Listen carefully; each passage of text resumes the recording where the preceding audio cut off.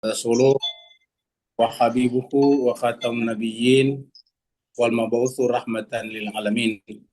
Allahumma salli ala habibina wa syafina wa maulana Abil Qasimil Mustafa Muhammad. Allahumma اللهم صل على محمد وآل محمد Allahumma اللهم صل على محمد وآل محمد اللهم صل على محمد وآل محمد wa ala alihi wa sahbihi al-mayamin al-muntajabin. Masyiral muslimin rahimakumullah, dimanapun berada, kita bersyukur pada malam hari ini kita bersua dalam keadaan sehat walafiat. Dan pada malam hari ini kita berjumpa di rumahnya saudara kita, ikhwan kita, Bapak Ahmad Burhanuddin di Singapura yang penuh dengan keberkahan ini. Dan pada kesempatan malam hari ini kita akan lanjutkan surat Al-Hijr, surat yang ke-15. Malam ini adalah ayat yang ke-16 sampai yang ke-20. 16 sampai ke-20. Dan kalau biasanya Ustadz kita, Ustadz Safi Saleh, hanya bisa hari Jumat, tapi karena kita berada di tetangga beliau, di jiran beliau, beliau sempatkan hadir pada malam hari ini. Kata Ustaz Safi tadi, harusnya sahibul baitnya harus mengaji pada malam hari ini.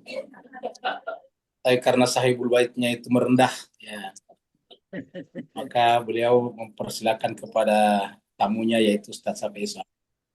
Oleh sebab itulah, Bapak Ibu sekalian yang ingin membaca Al-Quran, silakan buka surat yang ke-15, ayat 16 sampai dengan ayat 20. Dan kita masuk ke screen untuk silakan kepada Ustadz kita, Ustadz Safi Saleh. Pada Ustadz kita, Ustadz Safi Saleh, fadhil silakan Ustadz.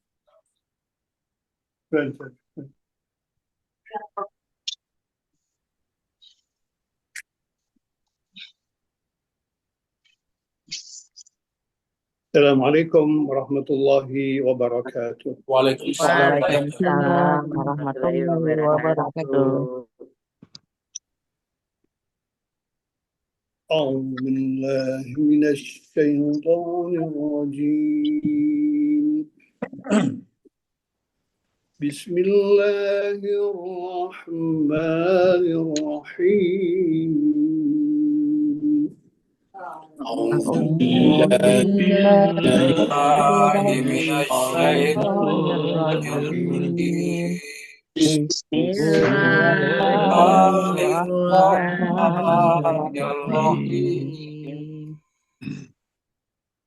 ولقد جعلنا في السماء بروجا ولقد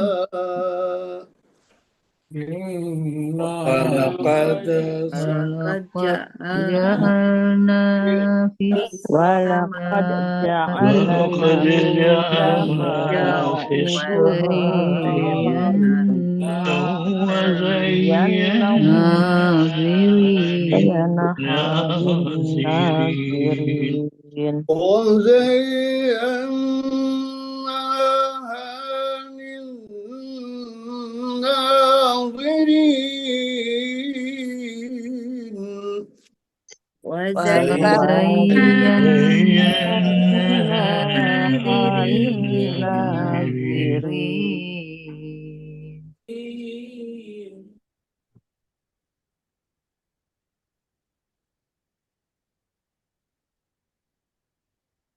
Kok hilang?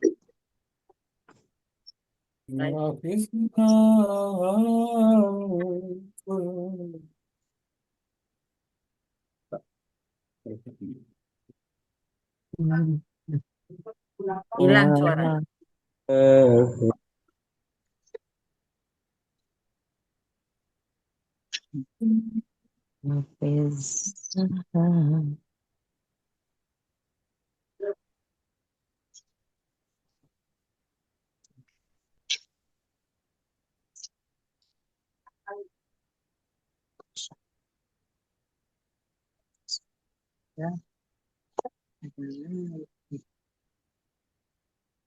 Ini kok menghilang ya? Iya, hilang semua tuh. Semua yang di Singapura tuh hilang.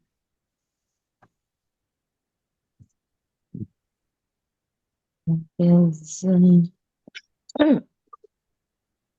من الشيطان الرجيم إلا استاق السمع فأتبعه سحاب مبين وأنبتنا وأنبتنا فيها من كل شيء Screenshotnya belum ada. موزون Wallahu Wa'alqina fiha wa'alqaina رواسي وأنبتنا فيها جعلنا لكم فيها معايش waja'alna waj'alna وجعلنا fiha فيها ma'ais ولستم له برازقين وما لستم له birajin صدق الله العلي العظيم Sadaqallahul aliyyul صدق الله العلي azim. العظيم Allahumma اللهم صل sallim وسلم wa barik وبارك على رسول ala الله rasulillah wa alihi على ala رسول rasulillah الله wa alihi ada. اللهم صل على محمد وعلى محمد اللهم صل Allahumma على salli محمد ala اللهم صل على محمد وعلى محمد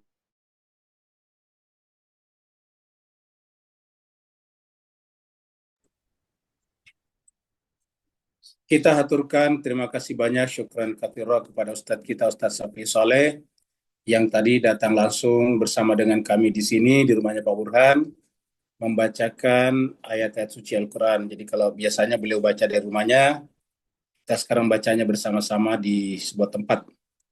Semoga apa yang beliau bacakan tadi kepada kita menjadi keberkahan bagi beliau, keluarga beliau, kehidupan beliau lahir dan batin, dunia dan akhirat. Begitu juga semua Bapak Ibu semuanya, Puan dan Tuan yang ikut membaca Al-Quran tadi, semoga dengan bacaan itu Allah SWT memandang kita dengan pandangan penuh dengan cinta, kasih sayang, rahmat, dan hidayah, sehingga kita selalu berada di dalam perjalanan yang benar menuju kepada Allah SWT. Kita teruskan surat yang ke-15, surat Al-Hijr. Surat Al-Hijr adalah berbicara tentang negeri Hijr, negeri yang berbatu-batu. Surat ini turun di Mekah, maka disebutlah dengan surat Makkiyah. Jumlah ayatnya ada 99 ayat, dan tadi kita sudah baca sampai ayat yang ke-20, 16 sampai 20.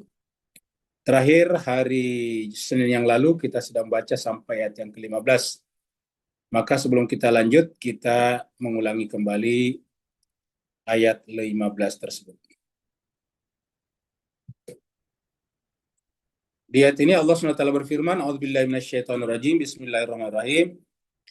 Laqalu innama sukkirat absaruna bal nahnu qaumun mashhurun.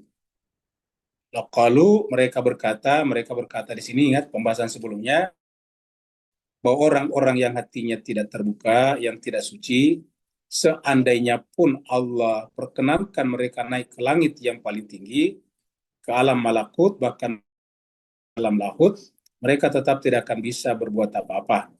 Mereka tidak akan bisa menyaksikan atau musyahadah. Kenapa? Karena hatinya memang kabur, sehingga mereka mengatakan, laqalu, mereka pasti akan berkata ketika sampai di sana, innama sukkirat absaruna, oh sungguhnya penglihatan kami telah dikaburkan. Bal nahnu qaumun mas'hurun, maka mereka mengatakan kami adalah orang yang kena sihir. Jadi mereka tidak mungkin menyaksikan. Dengan demikian ketika Allah tidak mengangkat kita ke atas, ya bukan karena Allah tidak senang kepada kita, tapi karena memang kita belum sanggup untuk sampai ke sana. Karena seandainya pun kita sampai ke sana, tapi karena kita tidak sanggup, ya tetap tidak bisa menyaksikan kebesaran itu. Kita teruskan ke ayat yang ke-16. Di ayat 16 Allah SWT berfirman, "Walaqad ja'alna fis sama'i buruja." Dan sungguh kami menjadikan di langit itu ada buruj. Buruj secara bahasa artinya bintang-bintang yang berkelompok, gugusan bintang-bintang. Jadi buruj itu adalah gugusan bintang-bintang. Dan gugusan bintang-bintang ini menjadi penghias, menyebabkan langit itu indah. Buruj. Di tempat lain, buruj juga diartikan dengan benteng pertahanan. Jadi tembok yang kuat itu disebut juga dengan buruj. Nanti kita lihat ayatnya di surat An-Nisa. Dan ini menunjukkan bahwa kata buruj ini tidak berlaku pada semua orang. Jadi buruj itu adalah sekelompok bintang.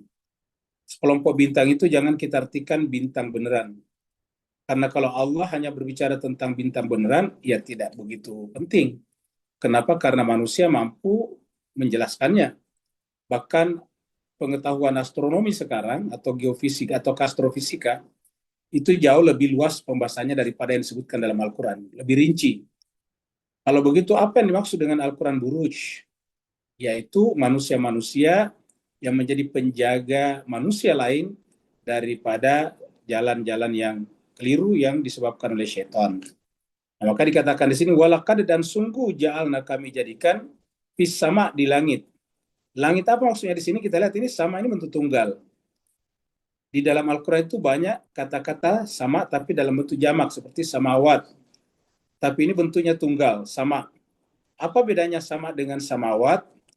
Kalau samawat itu adalah lebih kepada alam yang lebih tinggi, sama itu adalah alamnya alam langit atau ke alam malakut yang berhubungan dengan alam mulki. Jadi seperti jiwanya Nabi yang berhubungan dengan kita. Jadi Al-Quran turun dari langit yang ketujuh, dari arasy Allah, menuju kepada langitnya Nabi yang paling di bawah. Jiwanya Nabi yang paling dekat kepada kita, yang bisa berkomunikasi dengan kita, yang bisa merasakan manusia, dan kemudian bisa juga manusia merasakan apa yang dirasakan Nabi. Itu namanya langit yang paling di bawah. Nah, Al-Quran atau ayat turun di situ, lalu kemudian Nabi mengucapkannya. Jadi ketika Nabi mengucapkan ayat itu, tadinya terletak di sama, bukan samawat. Nah, dengan demikian, yang disebut dengan Nabi itu adalah orang yang di dalamnya ada Al-Quran, ada kitab suci. Yang nanti fungsinya orang itu, orang yang menjadi pasangan kitab suci itu adalah menjadi buruj, gugusan bintang. Dikatakan, walaqad ja'alna fis sama'i buruja. Dan sungguh kami menjadikan di langit itu ada buruj. Buruj itu adalah gugusan bintang. Wa zayyannaha, dan kami menjadikan itu, ya, haknya ini adalah langit, liznazirin. Jadi bintang-bintang ini terhadap langit ada merupakan zayyannaha, perhiasan. Nazirin, untuk orang-orang yang memperhatikan. Jadi wazayyannaha lin-nazirin. Kami jadikan itu sebagai perhiasan bagi orang-orang yang nazirin, memperhatikan. Kata-kata nazirin itu memperhatikan dalam pengertian mencari, mencermati, menghayati. Seperti dalam ayat afala yanzuruna ilal ibili kaifa khuliqat. Itu menggunakan kata-kata nazara yanzuru. Ini nazir ini adalah fa'il atau pelaku dari kata nazara yanzuru. Jadi nazirin untuk orang yang mencermati, yang memperhatikan. Jadi siapa saja yang memperhatikan kehidupan ini dengan saksama, mereka akan menemukan manusia-manusia suci, manusia-manusia yang disebut dengan insan kamil, yang tugasnya, fungsinya adalah menjadi penjaga dan sekaligus penghias. Sebut penjaga, karena nanti kita di tempat lain menemukan kata buruj itu penjaga, benteng. Tapi sekaligus penghias, membuat indah. Ingat kata Nabi mengatakan, innama buistu illa liutamima Innama buistu liutammima makarimal akhlak, atau wa ma buistu illa liutammima makarimal akhlak. Jadi aku diutus adalah dalam rangka menyempurnakan akhlak, atau seperti Allah katakan dalam Al-Quran, wa innaka la'ala khuluqin azim. Itu adalah nabi. Nah, itu adalah zayyanaha, kami jadikan sebagai penghias. Tapi bagi siapa? Bagi lin nazirin. Bagi yang tidak menjadi nazirin, ya nabi tetap musuh baginya. Mereka bahkan ingin membunuh nabi. Mereka membunuh nabi dari Mekah.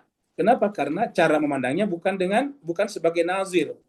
Ya, sebagai hanya manusia dalam pengertian yang tidak terlepas daripada kepentingan-kepentingan pribadi dan kelompoknya. Jadi wazayya nazirin. Beberapa ayat berkenaan dengan ini. Kita lihat misalnya di dalam, ya kita lihat di surat Al-Furqan. Ya. Surat Al-Furqan ini adalah surat yang ke-25 ayatnya 61. Allah firman, Tabarakalladzi ja'ala fis sama'i buruja. Maksudnya Allah yang telah menjadikan di langit itu buruj, gugusan bintang atau kelompok bintang. Gugusan itu kelompok. Wa ja'ala fiha sirajan wa qamaran munira. Jadi selain daripada buruj ini, ada juga pada langit itu siraja, pelita matahari. Wa qamara, ada juga bulan. Munira, dan ada juga pemancar cahaya. Munir itu dari kata nur, memancarkan cahaya. Jadi ada siraja, ada qamara, dan ada munira. Ya, jadi kita lihat sini ada 3 macam. Nah, jadi jemaah sekalian berbahagia, di alam semesta, di alam dunia seperti itu juga. Ya, ada orang seperti Rasulullah, ada Sayyidina Ali bin Abi Thalib karamallahu wajhah, ada orang seperti Fatimah Zahra dan sebagainya.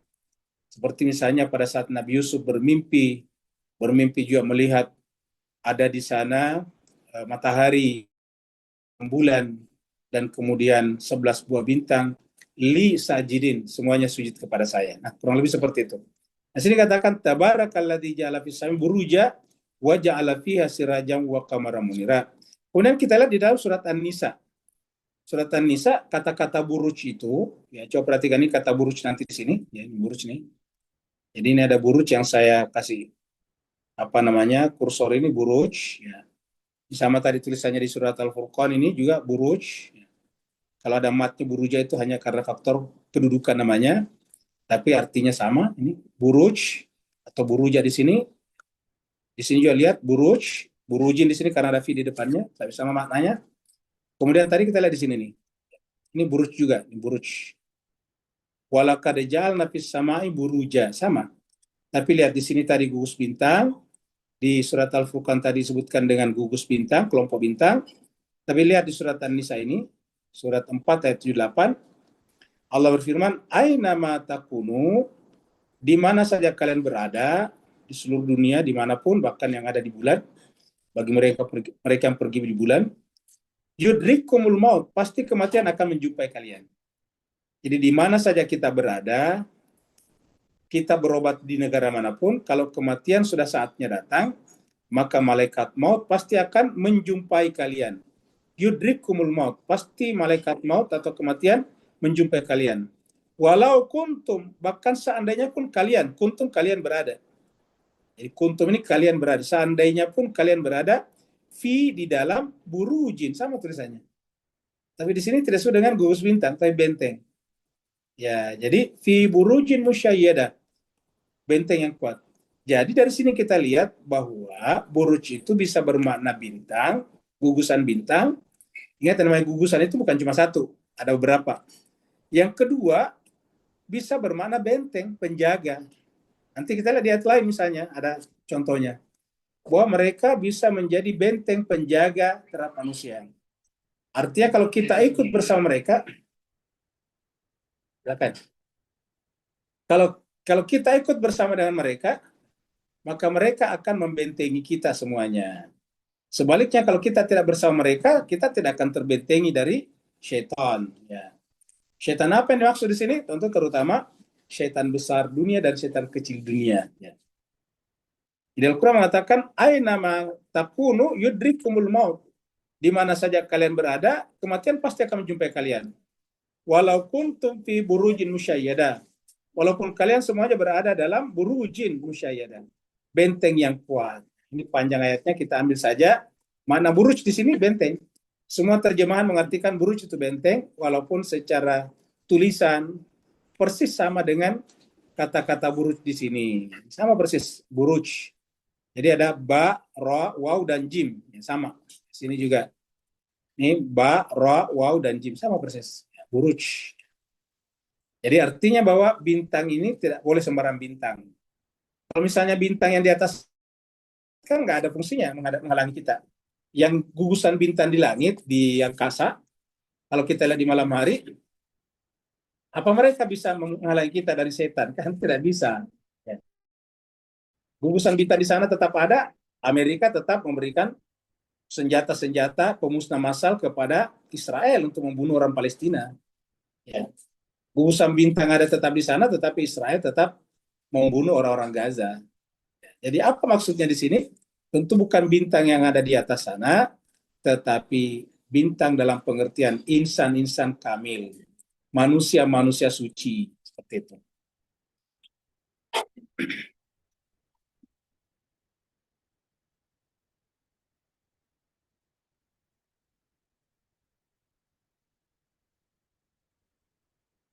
Wa hafiznaha min kulli syaitanin rajim. Kata-kata ini wa hafiznaha, dan kami menjaga. Kata-kata kami di sini Tuhan, ya. Menggunakan kata kami. Kenapa? Karena bersama mereka. Jadi artinya Tuhan tidak otomatis menjaga semuanya kalau tidak bersama dengan para penjaga tersebut. Ya. Ingat, Allah tidak otomatis menjaga kita kalau tidak bersama dengan para penjaga tersebut. Maka di sini katakan wa hafiznaha, dan kami menjaga min kulli, dari tiap-tiap syaitanin rajim, dari tiap-tiap syaitan yang terkutuk. Jadi berdasarkan ayat ini, kalau kita sepakat tadi buruj itu adalah insan suci, maka umat ini, manusia ini tidak akan pernah lepas daripada eksploitasi, penindasan, ketidakadilan, penzaliman kalau tidak bersama dengan ini tersebut. Bisa saja di suatu wilayah tertentu kelihatannya baik, tapi di wilayah lain terjadi pembunuhan massal, terjadi pembantaian dan sebagainya. Oleh sebab itulah bisa terhenti apabila kita bersama dengan Allah, bersama dengan buruj tadi, karena menggunakan kata hafiznaha, kami menjaga, ya, supaya kehidupan manusia ini tidak terusakkan oleh min kulli syaitanir rajim, dari tiap-tiap syaitan yang terkutuk. Nah, kita lihat di sini artinya ada kata-kata menjaga. Siapa menjaganya? Ya Allah bersama dengan gugusan bintang tadi. Maka menggunakan kata hafiz itu menjaga, sama saja dengan benteng. Buruj itu benteng. Ya, kalau hafizna itu menjaga. Menjaganya melalui benteng. Coba kita lihat di ayat-ayat berikut ini. Kita lihat surat As-Saffat dulu. Ya, surat yang ke-37, ayatnya 6. Baru nanti kita lihat surat Al-Mulk juga. Sini Allah berfirman, inna zayyana as-sama'ad dunya. Sesungguhnya kami menghiasi as-sama' dunia, langit, tapi langitnya dunia. Artinya apa langitnya dunia? Yaitu jiwa manusia yang terhubung dengan alam nyata, alam dunia. Karena jiwa kita bersusun-susun ke atas sampai 7 lapis. Nah, yang paling di bawah yang berkaitan dengan dunia, yang kita merasakan apa yang terjadi di muka bumi ini.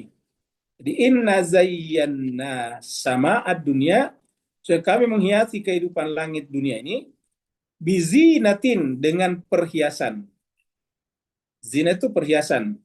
Al-kawakib, ya, bintang-bintang. Disebutkan al-kawakib. Tidak disebutkan sebagai buruj, tapi disebutkan sebagai kawakib. Inna zayyana sama dunia bizinatil kawakib. Ya, sungguhnya kami menghiasi langit dengan perhiasan bintang-bintang.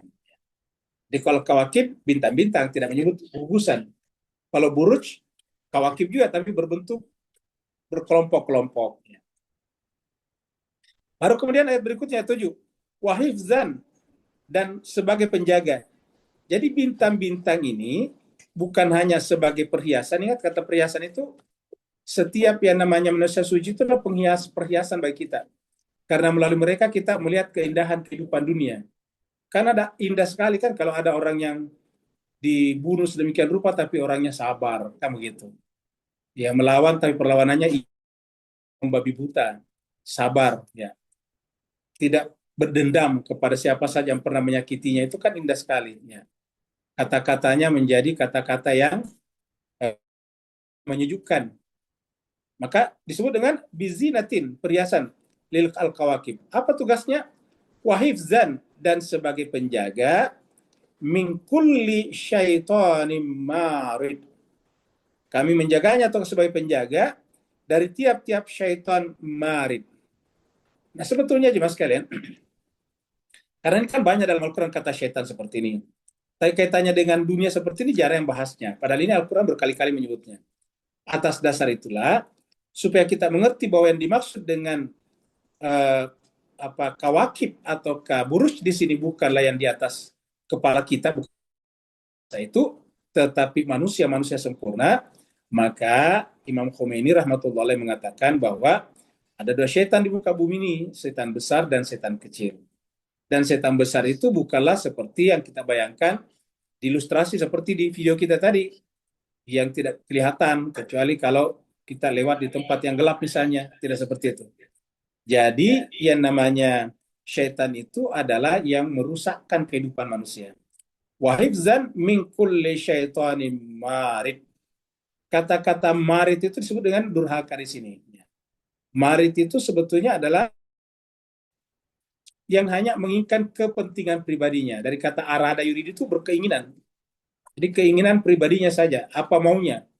Kalau dalam bahasa politik, setiap orang atau kekuasaan yang hanya menginginkan apa yang dimaui, apa yang diinginkan, namanya diktator, namanya otoritarian, namanya totalitarian. Nah, itu kalau dalam politik. Nah, di sini dikatakan syaitan marid. Coba lihat Amerika sekarang. Semua keinginannya harus dipenuhi, gitu. Semua dunia harus patuh kepadanya, semua dunia harus takluk kepadanya. Itu min kulli syaitanin marid. Wa hifzan min kulli syaitanin marid. Jadi hanya menginginkan keinginannya saja, dan Allah mengatakan di sini bintang tadi adalah sebagai penjaga dari jenis setan seperti itu. Dan kita sudah lihat sekarang kasus yang baru terjadi, perang antara Iran dan Israel. Iran itu negaranya tidak begitu besar, cuma penduduknya 88 juta. Artinya dibanding dengan banyak negara besar di dunia, Amerika saja penduduknya 300, hampir 400 juta. Cina 1,5 miliar, India 1,5 miliar. Ya. Rusia memang penduduknya cuma 100 juta lebih, tapi negaranya luas sekali. Rusia itu negaranya ada 9 time zone. Ada 9 waktu berbeda. Indonesia saja cuma 3 time zone. Bagaimana dengan Rusia? Di banyak besar negaranya. Pakistan, ya, penduduknya juta juga. Indonesia 238 juta. Iran cuma 88 juta. Tapi satu-satunya negara yang berani berhadapan dengan Amerika, head to head, face to face adalah Amerika Serikat. Apa Iran? Ya, dan Amerika dibantu oleh banyak teman-temannya. Banyak aliansi-aliansinya. Tapi sejak tahun 79, kalau head to head dengan Iran, tidak pernah Amerika menang. Sampai sekarang. Luar biasa. Jadi artinya apa? Ini terbukti. Wahifzan min kulli syaitanin marid. Sekarang kita kembali ke ayat tadi. Sekarang ayat 18. Illa man istaraka sam'a wa fa'atbaha syihabun mubin. Ini bagus ini Pak Quran, bagus kalau mati nih, enggak apa-apa. Wajahnya kelihatan cerah. Tapi ya. Tapi dingin kok. Sejuk. Ya. Kalau menyala tadi ini wajahnya hitam. Padahal aslinya putih. Nah, jadi kita teruskan. Illa man istaraka sam'a fa'atbahu syihabun mubin. Kecuali man istaraka, siapa yang istaraka. Istaraka itu adalah mencuri-curi as-sam'a pendengaran. Fa'atbaha, maka kemudian dia mengikutinya, ya, syihabun mubin, nyala api yang jelas. Jadi artinya gini jemaah sekalian, ada orang yang belajar juga, mengambil agama juga, tapi niatnya bukan untuk kemaslahatan kemanusiaan, hanya untuk kepentingan pribadinya saja, kelompoknya. Mereka ini belajar dari Rasul juga. Mereka juga mengambil Islam dari sana juga. Tetapi disebut dengan istaraka, mencuri. Kenapa disebut dengan mencuri? Mencuri itu kan berarti ilegal kan? Berarti kalau pencuri masuk di rumah kita, biasanya tidak melalui pintu yang benar. Karena pencuri itu adalah tidak melalui pintu yang benar. Itu pencuri namanya. Biasanya melalui jendela dibongkar, melalui atap dibongkar. Itu namanya mencuri. Makanya kita pernah terangkan dulu surat Al-Baqarah, orang bertakwa itu harus masuk melalui rumah, melalui pintunya kan begitu. Surat Al-Baqarah ayat 190, 190 ya. Jadi situ disebutkan bahwa orang bertakwa itu adalah masuk rumah melalui min abwabiha, ya, melalui pintu-pintunya. Nah, kata-kata mencuri di sini artinya apa? Mereka masuk tidak melalui pintu yang benar. Nah, sehingga apa yang terjadi? Nanti kita lihat ayatnya di tempat lain, penjelas ayat ini. Karena mereka mencuri pendengaran, artinya mencuri-curi, baru disampaikan. Ya, bayangkan Bapak sekalian, banyak sekarang ulama, ustadz, dan sebagainya, manusia juga hidup dari agama. Hidup dalam pengertian hidup material, tetapi sumbernya tidak dihormati. Kan dalam pengetahuan saja, kalau kita mengambil sesuatu dari sumbernya, ada namanya copyright, ada namanya hak intelektual, intellectual copyright. Ada namanya paten, hak paten namanya. Jadi misalnya yang menemukan balon lampu adalah Thomas Alva Edison. Maka setiap kita bikin pabrik atau kilang membuat lampu, maka kita harus bayar patennya kepada Thomas Alva Edison. Nah, dapat kita bayangkan ini mengambil agama dari Nabi tapi tidak memberikan penghormatan kepada Nabi dan terutama dengan keluarganya. Ya. Maka oleh sebab itulah Quran mengatakan illa manistarakas sam'a. Apa yang terjadi orang seperti ini? Fa'atba'ahu syihabun mubin. Orang seperti ini walaupun mengambil dan kalau dia mengucapkan sama dengan didengarnya, tetapi sebetulnya mereka itu diikuti oleh syihabun mubin, nyala api yang jelas. Apa artinya? Walaupun kelihatannya menyampaikan agama, tetapi neraka tetap bersama dengannya.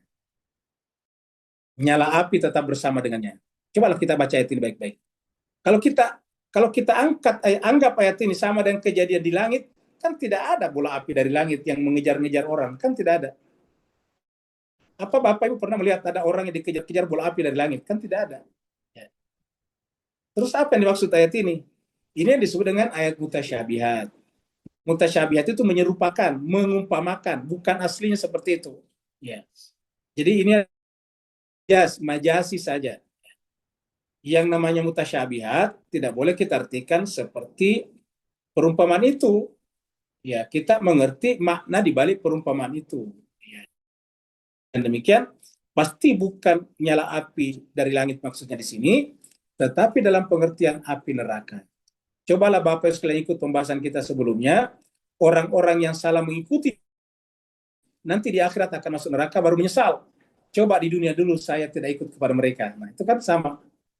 Coba dulu di dunia saya tidak ikut sama mereka, maka saya tidak akan masuk neraka seperti ini.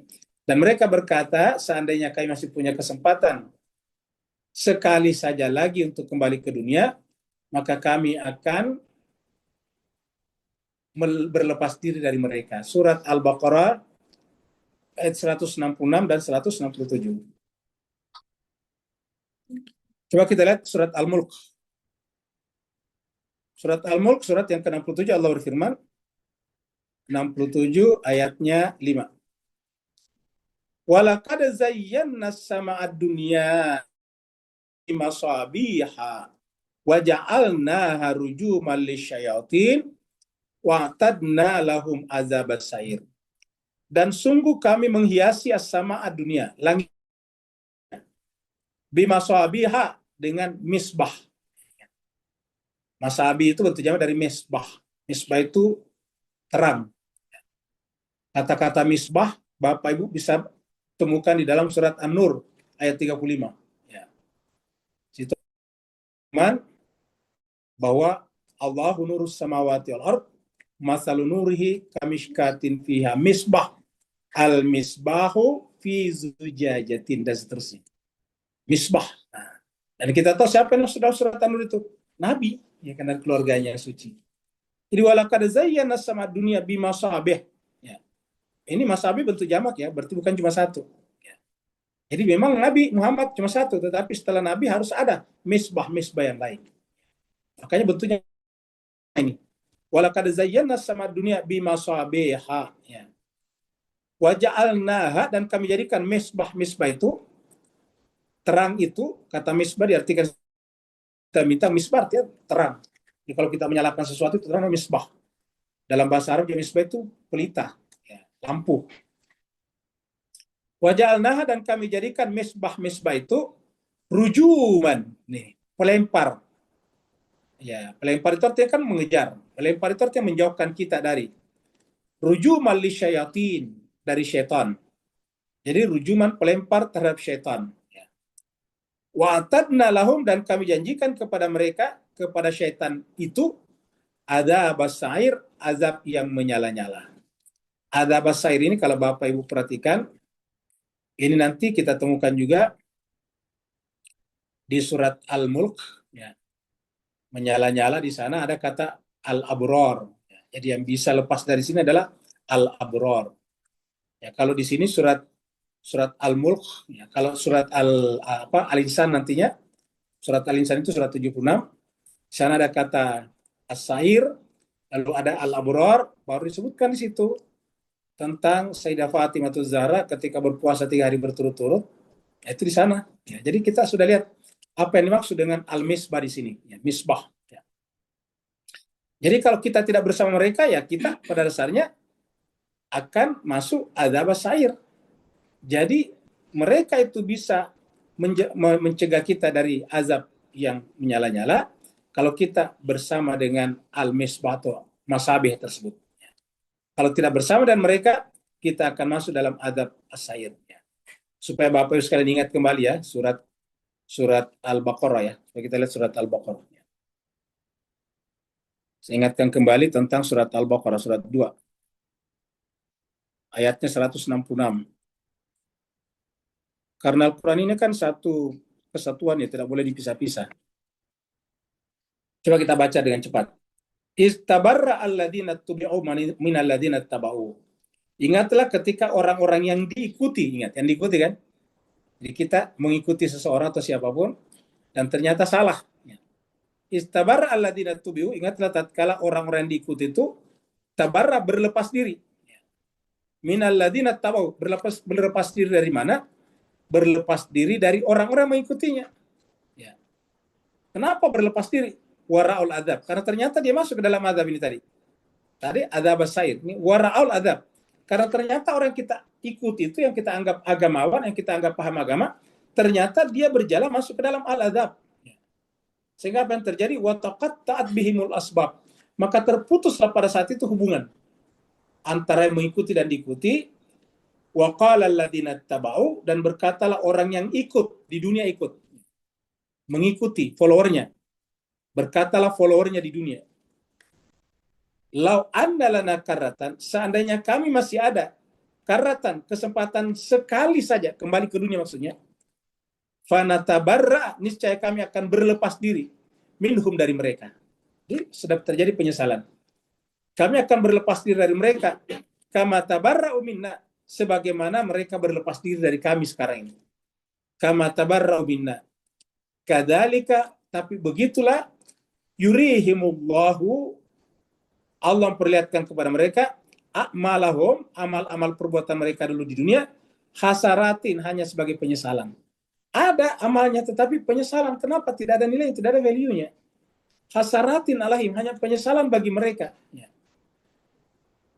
Kenapa? Karena yang diikuti adalah orang yang mencuri-curi tadi pendengaran. Ya. Mencuri artinya tidak legal, tidak benar. Wa ma hum bi kharijina minan nar. Tapi apa boleh buat, di sana mereka tidak bisa lagi keluar dari azab api neraka. Wa ma hum bi kharijina minan nar. Sayangnya mereka tidak bisa lagi keluar dari azab api neraka. Jadi sudah telanjur seperti itu. Makanya surat Al-Baqarah juga ini sebutkan. Makanya kalau kita masuk rumah harus melalui pintu yang benar. Kita lihat di sini. Kita lihat di sini. Ya.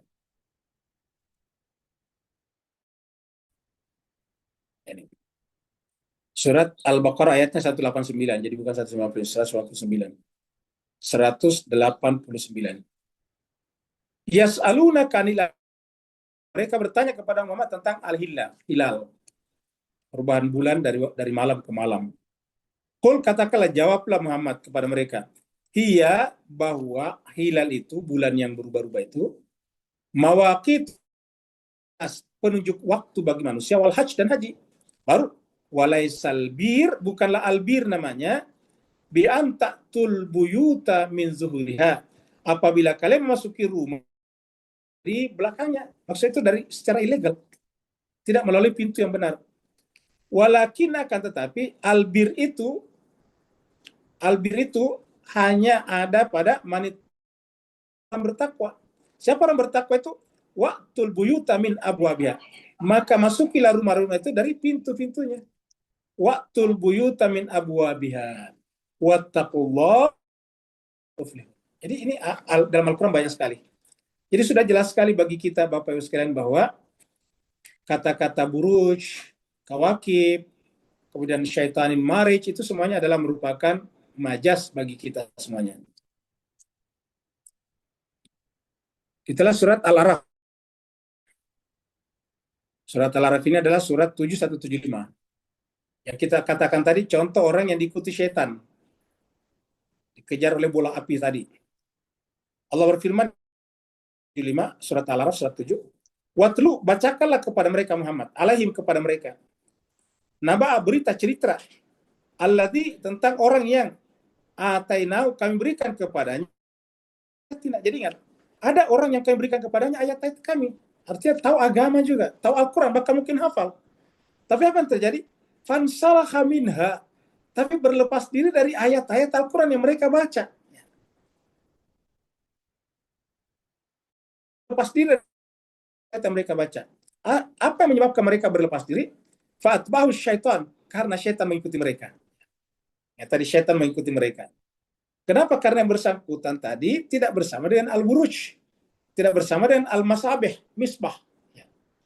Sehingga fa'atbahu syaitan, syaitan mengikuti mereka. Fakana minal gawin, akhirnya mereka sesat. Jadi orang yang paham Al-Quran, orang yang tahu Al-Quran, bukan otomatis kalau dia tidak tersesat berdasarkan ayat ini. Ya. Jadi inilah contoh orang yang membaca Al-Quran, tetapi berlepas daripada bintang-bintang tadi. Sehingga apa yang terjadi? Fa'atbahu syaitanu fakana minal gawin.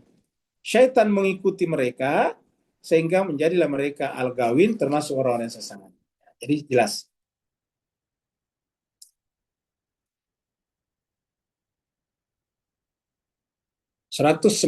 Ayat 19 maksudnya.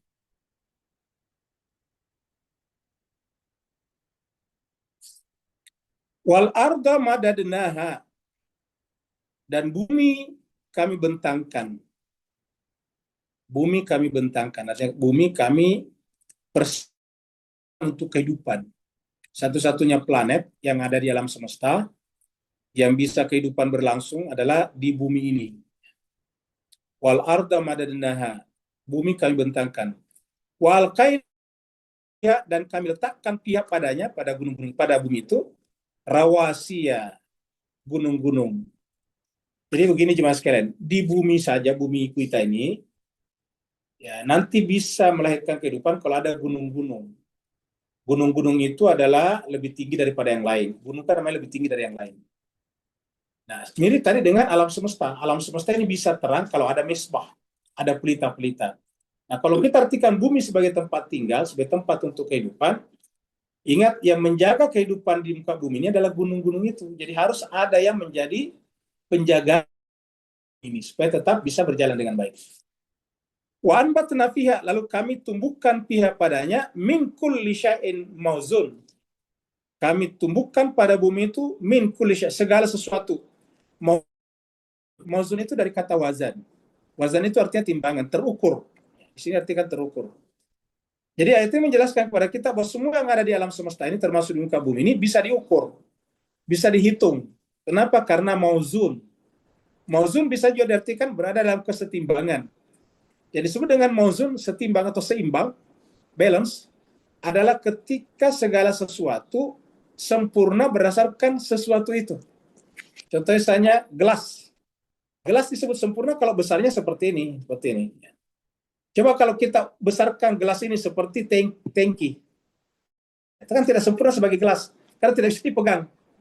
Memang besar, tetapi tidak sempurna sebagai gelas. Dan berubah namanya bukan lagi gelas, namanya tangki, tanker. Ya. Seperti dipakai, mengangkut minyak. Itu adalah tanker. Berubah jadi tangki, namanya tangki. Jadi sudah bukan gelas namanya. Jadi sempurna sebagai gelas ketika bisa dipegang begini. Ya. Kalau besar, bukan lagi gelas namanya, bisa ember namanya. Lebih besar lagi namanya drum namanya. Jadi sempurna sesuai dengan keadaannya masing-masing. Semuanya sempurna sesuai dengan keadaannya masing-masing. Nah, itu namanya mauzun. Ya. Nah, ayat ini menjelaskan kepada kita juga bahwa manusia juga bertingkat-tingkat sesuai dengan ukuran-ukuran aktivitasnya, kerjanya, ikhtiarnya, kesungguhannya, dan sebagainya. Itu mauzun. Kata-kata mauzun ini nantinya juga menunjukkan karena bisa diukur, sesuatu yang bisa diukur pasti ada alat ukur. Saya ulangi Bapak sekalian, kalau kita mengatakan sesuatu itu bisa diukur, pasti ada alat ukurnya kan. Misalnya rumah diukur panjangnya, alat ukurnya meteran. Kalau kita katakan beratnya bisa diukur, berarti bisa diukur pakai timbangan, kilo, kamu gitu. Jadi ada satuannya. Nah, kalau alam semesta ini mauzun, bisa dihitung, bisa diukur, apa alat ukurnya? Nah, kita teruskan nanti ayat ini pada penjelasan berikut ini. Kita lihat dalam surat Jin. Surat Jin ini surat 72 ayat 9. Ya, di sini adalah surat Jin. Nggak bisa terbuka kayak.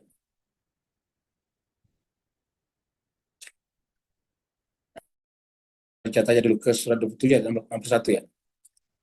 Ini kita loncat ke ini nggak ada yang terbuka. Ini berarti internetnya agak kurang cepat ya. Ini adalah kita lihat surat Jin.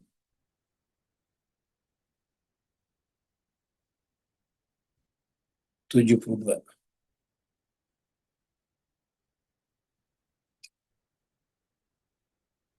Nah, kita lihat di sini surat Jin ayat 8. Allah berfirman, wa anna, dan sungguhnya kami, kata jin ini, lamasnas sama'a, ya, kami mendengar-dengar atau kami meraba-raba, as-sama, langit, meraba-raba itu artinya dalam pengertian menerka-nerka. Jadi artinya jin tidak bisa sampai ke puncak itu, terutama jin yang kotor ya. Lamasnas sama'a, dan banyak juga sekarang di dunia, orang yang berbicara tentang agama, tapi pembicaranya itu hanya meraba-raba saja, memperkirakan. Bukan berdasarkan kitab suci, bukan berdasarkan wazannya, mizan. Kan ada mizannya. Jadi, lamasna sama fawajadnaha. Sehingga kami menemukannya, muliat harasan syadidan wa syuhuba. Jadi, karena memperkirakan saja, apa kata jin ini? Kami menemukan padanya muliat, dipenuhi langit itu, alam malakut itu dipenuhi dengan harasan penjaga, syadidah yang sangat keras, tangguh. Ingat tadi kata-kata burujan musyayyada. Musyayyada itu dari kata syadid juga, musyayyada. Muliat harasan syadidah yang keras, yang kuat, wasyuhuba, dan panas menyala. Jadi penjagaannya itu adalah seperti itu. Dan karenanya jin-jin yang jahat itu tidak bisa menyentuhnya. Ini menjelaskan kepada kita jemaah sekalian, siapa saja yang coba memasuki alam malakut itu dengan tidak legal atau dengan tidak melalui pintunya, itu pasti akan mendapati penjagaan yang keras dan api yang menyala. Tidak akan pernah bisa masuk di dalamnya. Ingat jemaah sekalian, walaupun kelihatannya bersama-sama secara fisik, Asia dan Fir'aun itu kan bersama-sama secara fisik. Tapi pada dasarnya Fir'aun tidak bisa masuk ke dalam alam rohaninya Asia, walaupun itu istrinya. Ya, istrinya Nabi Nuh dan istrinya Nabi Lut kan sama-sama, namanya istri sama-sama. Tetapi tidak bisa masuk ke dalam alam rohaninya suaminya, walaupun itu suaminya. Walaupun sama-sama di dunia satu rumah. Tetapi secara rohani, secara spiritual, tidak bisa masuk ke dalam alam rohani ataukah derajat yang telah dicapai oleh suami mereka. Jadi Fir'aun dengan Asia itu walaupun satu rumah, tetapi derajat rohaninya itu seperti bumi dan langit. Satu paling di bawah, satu di atas sekali. Jadi tidak bisa, walaupun satu rumah. Nah, begitulah di sini juga. Ya, mereka tidak bisa naik ke atas. Muliat harasan syadida wa syuhuba. Apa sebabnya? Karena harus bersama. Ya, harus bersama. Tidak bisa kita kalau tidak bersama.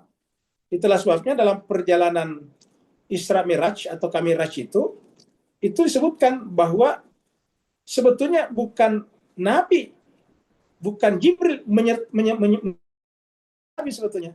Tetapi Jibril bersama dengan Nabi. Jadi bukan Nabi yang dikawal oleh Jibril, tapi sebetulnya Jibril dikawal oleh Nabi. Mana buktinya? Pada level yang paling tinggi, yaitu alam Sidratul Muntaha dan Baitul Maqmur, itu kan malaikat tidak bisa naik ke atas lagi. Ya, tidak bisa naik. Kan berarti bahwa malaikat itu cuma semacam pengawal, escortnya saja. Ya. Jadi yang main people-nya di situ adalah Nabi Muhammad kita. Ini hanya pengawal saja. Begitu sampai pada level tertentu, Jibril tidak bisa naik ke atas. Ya. Nah, begitulah juga dengan hal-hal seperti ini. Jadi kita tidak akan bisa sampai ke atas, ke puncak, kalau tidak bersama dengan insan-insan suci itu. Kita akan ditahan di level yang disebut dengan syuhubah. Ya. Itu api yang menyala. Muliat harasan syadida wa syuhubah. Ya. Nah, jadi seperti itu. Jadi ini adalah kata jin ini. Ya, jin ini kan alam malakut. Ingat, jin itu termasuk makhluk malakuti. Cuma ahli irfan, dia alam malakutnya di bawah. Jadi ada malakut al-ala, ada malakut as-sufla. Ada malakutul ala, ada malakutus sufla. Nah, jin-jin ini karena belum semuanya, kemudian tempatnya adalah malakutus sufla. Sedangkan malaikat karena semuanya sudah steril, maka berada di alam malakutul a'la, alam malakut paling atas. Nah, seperti dikatakan di sini nih. Wa inna kunna, dan sungguhnya kami dulu, kunna itu kami dulu kata jin ini, nakudu duduk minha padanya. Maqaida lisami. Dulu kami tempat khusus ya di sekitar alam Tuhan itu, lisam untuk mendengar. Ya. Paman yastamil an, tetapi siapa sekarang yang coba untuk mendengar, al-an itu sekarang. Apa artinya sekarang di sini? Setelah Adam diciptakan.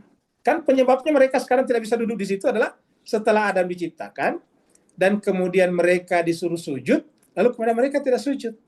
Ya. Maka dikasih dikatakan fasajadu illa iblis. Nah, iblis ini adalah kana minal jin. Nah, jin-jin ini banyak terpengaruh oleh iblis, sehingga kemudian banyak di antara mereka yang tidak bisa lagi ada di sana. Padahal dulu sebelum disuruh sujud, posisinya sangat tinggi. Kedudukan state-nya paling tinggi. Faman yastamila, tapi sekarang siapa yang mencoba mendengar-dengar, menguping, menggunakan pendengarannya ke alam yang paling tinggi, yajid lahu, dia akan menemukan padanya atau baginya syihaban rasada, nyala api yang terus mengintainya. Ini tidak bisa lagi sampai ke sana. Artinya apa? Adamlah yang harus kita jadikan sebagai teman perjalanan, baru kemudian kita bisa sampai ke sana tanpa dihadang oleh bara api yang menyala-nyala ini. Bagaimana caranya Adam bisa menemani kita ke atas atau membawa kita ke atas? Caranya adalah dengan sujud kepadanya. Adam itu siapa? Adam itu adalah insan suci, insan kamil. Ya. Jadi harus kita sujud kepadanya. Kalau tidak sujud kepadanya, tidak bisa. Ya.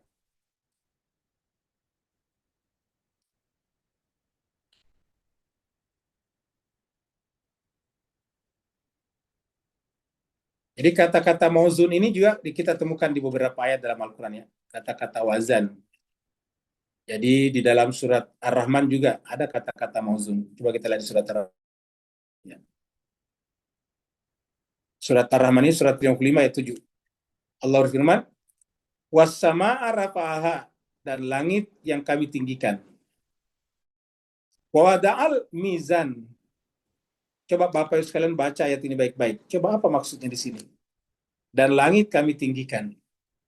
Wa wada, dan kami letak, dan dia Allah meletakkan al-mizan, timbangan. Artikan timbangan di sini. Apakah ini maksud mizan di sini? Timbangan seperti kalau kita beli daging? Pasti bukan. Apa maksudnya langit ditinggikan di sini? Tentu bukan yang di atas. Langit maksudnya sini bahwa alam malakut itu memang harus kita naik ke atas, miraj. Kata-kata rafa itu kita harus naik ke atas, meninggalkan alam materi, alam dunia, baru kita bisa naik. Rafa itu adalah diangkat ke atas. Ya.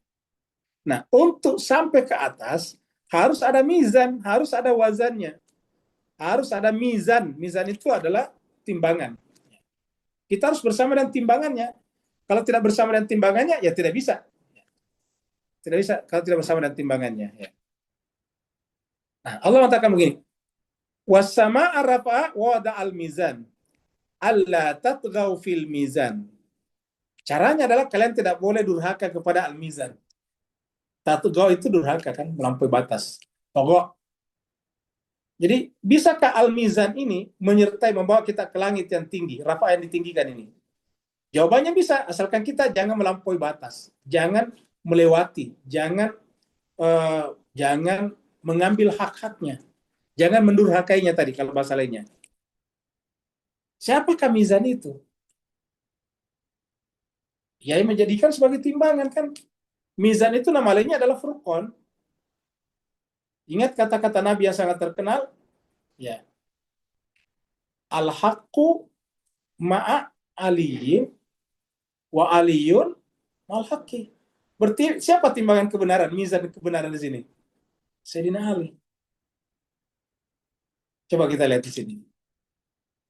Coba kita ganti fil mizan dengan namanya beliau di sini. Jangan pernah durhaka kepadanya.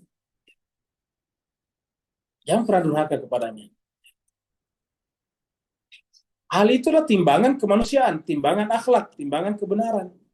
Tidak ada orang di muka bumi ini yang dalam keadaan tidak melakukan kesalahan apa-apa, cuma memimpin sholat di bulan Ramadan, lalu dibacok di pedang dari belakang, tapi kata-kata yang keluar dari mulutnya adalah fustu rabbil Ka'bah. Aku beruntung demi Rabbnya Ka'bah. Dan setelah dia diperlakukan seperti itu, masih sadar dan berkata, jangan sakiti dia. Luar biasa kan? Orang dibacok oleh orang seseorang, tidak katakan jangan sakiti dia.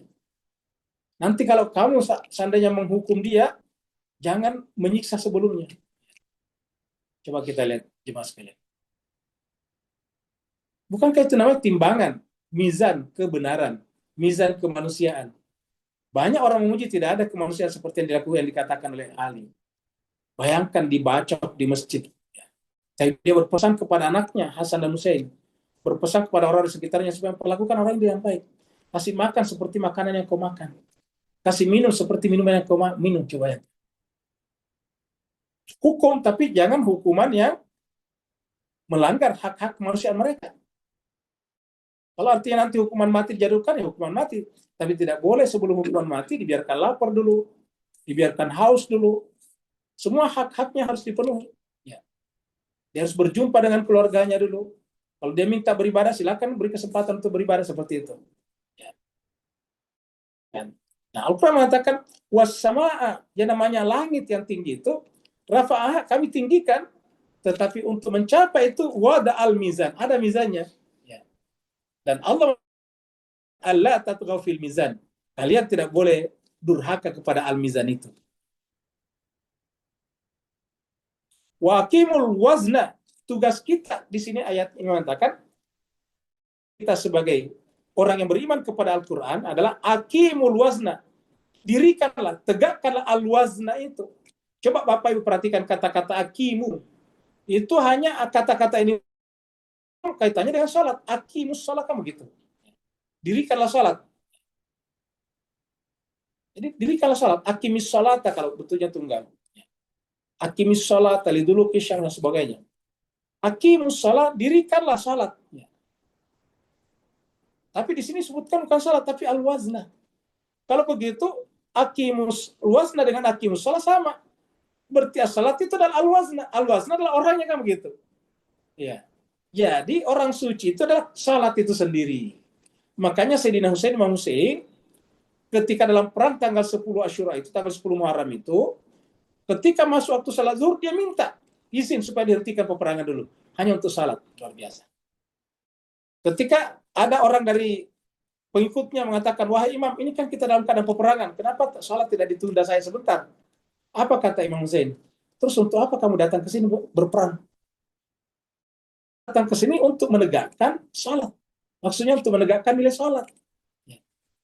Nah, kalau kita datang ke sini tidak melakukan salat, terus perjuangan kita tidak bertujuan lagi. Jadi oleh sebab itulah kita harus salat.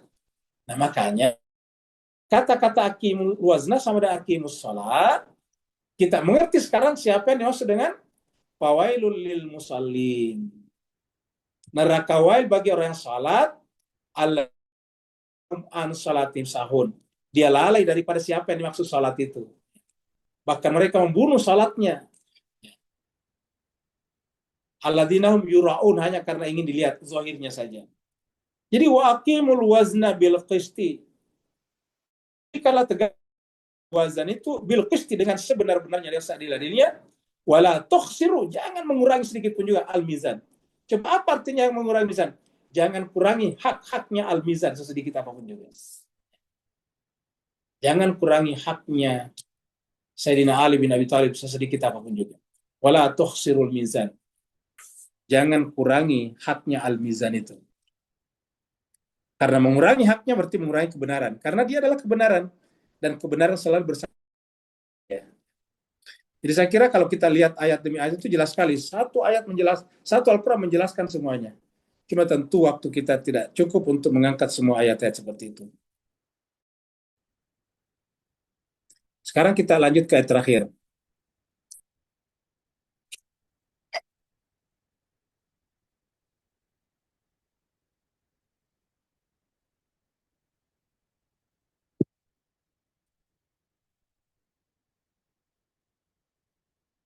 Wa ja'alna lakum fiha ma'aisha wa ma lastum lahu biraziqin.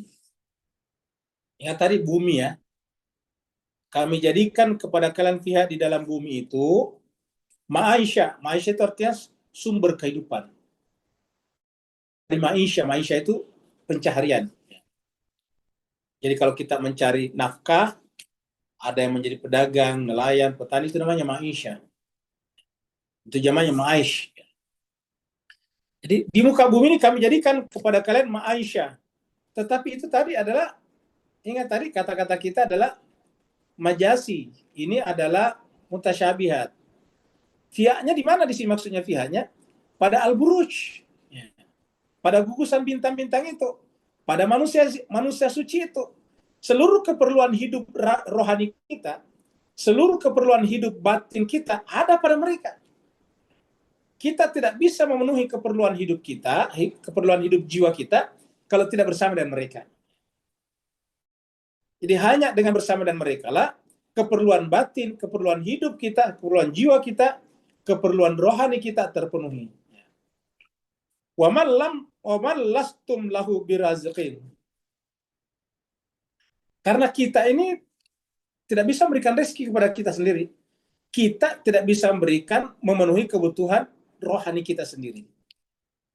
Kalau seandainya manusia semuanya bisa memenuhi kebutuhan rohaninya, tentu Allah tidak mengutus nabi dan rasul. Tidak ada gunanya kan? Kenapa Allah mengutus nabi dan rasul? Kenapa Allah meneruskan nabi-nabi dan rasul-rasul itu dengan imam-imam yang suci setelahnya? Karena manusia tidak mampu memenuhi kebutuhan rohaninya secara sempurna. Maka butuh kepada mereka. Ya. Seandainya kita mampu memenuhinya tadi, tidak perlu diutus rasul. Tapi karena kita tidak mampu memenuhi kebutuhan kita, maka kita butuh kepada mereka. Maka dikatakan, wa man lastum lahu birazqin. Ya. kita ini termasuk makhluk-makhluk yang tidak bisa memenuhi rezeki kita sendiri dalam pengertian kepada jiwa kita. Pada jiwa kita. Kita ambil contoh begini Bapak Ibu sekalian. Secara fisik, secara material saja, sebetulnya kita tidak mampu memenuhi kebutuhan rezeki kita. Kalau Allah tidak siapkan. Kenapa kita bisa makan beras, nasi? Karena Allah siapkan tanaman yang bernama padi, kan begitu. Coba kalau Allah tidak siapkan tanaman yang bernama padi, kan tidak bisa kita makan beras. Kenapa kita bisa makan misalnya sagu, Ibu yang di Singapura, di Malaysia kita juga sagu kan itu yang dari batang pohon. Kenapa kita bisa makan sagu? Karena ada pohon, itu kan sagu dari pohon itu. Karena ada pohon sagu namanya. Ya. Jadi artinya sebetulnya Allah siapkan semua kebutuhan kita, baru kita tinggal ambil. Allah siapkan ikan di laut, kita tinggal datang memancing, menjala. Jadi semuanya sudah ada. Ya. Kita membutuhkan apa kebutuhan utama kita sebagai manusia secara fisik, biologis? Udara kan, kita tinggal menghirup kan, kita tinggal hisap. Ya. Kita tinggal menghisap bernapas setiap saat. Sudah ada udara di sini.